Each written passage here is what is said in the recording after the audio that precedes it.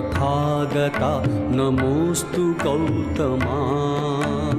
ॐ नमो तथागता नमोऽस्तु गौतमा। ज्ञानदीपचेतवी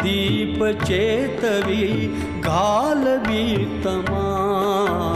ॐ नमो तथागता नमोऽस्तु गौतमा।